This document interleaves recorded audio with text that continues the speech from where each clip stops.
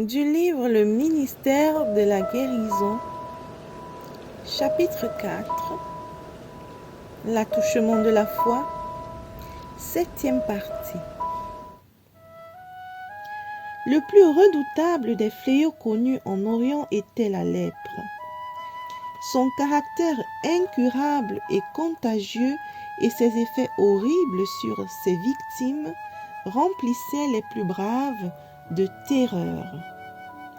Les Juifs la considéraient comme un châtiment du péché et à cause de cela, on l'appelait le cou ou le doigt de Dieu. Vivace, indestructible, mortelle, la lèpre était considérée comme un symbole du péché. La loi rituelle déclarait impur le lépreux. Tout ce qu'il touchait était impur. L'air était pollué par son souffle. Il était chassé des lieux habités comme s'il était déjà mort. Une personne soupçonnée d'avoir contracté la maladie devait se présenter au prêtre qui l'examinait et décidait de son cas.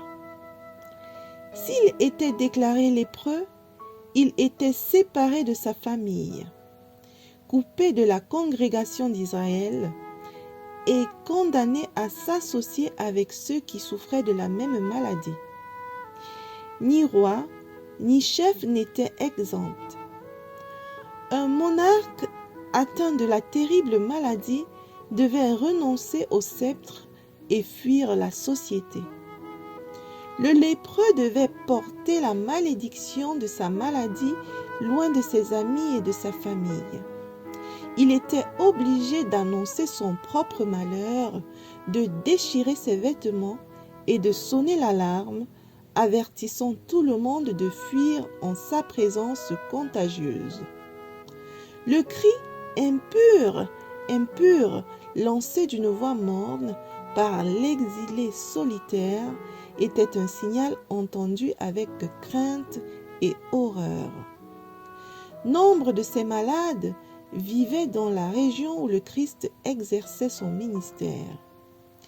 Quand les nouvelles concernant son œuvre les atteignirent, la foi commença à naître dans le cœur de l'un d'entre eux.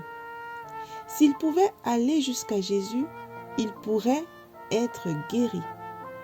Mais comment trouver Jésus?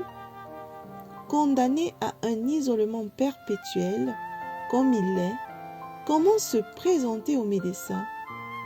Jésus le guérirait-il? Ne prononcerait-il pas contre lui une malédiction, l'avertissant de fuir loin des lieux fréquentés par les hommes, comme le faisaient les pharisiens et même les médecins?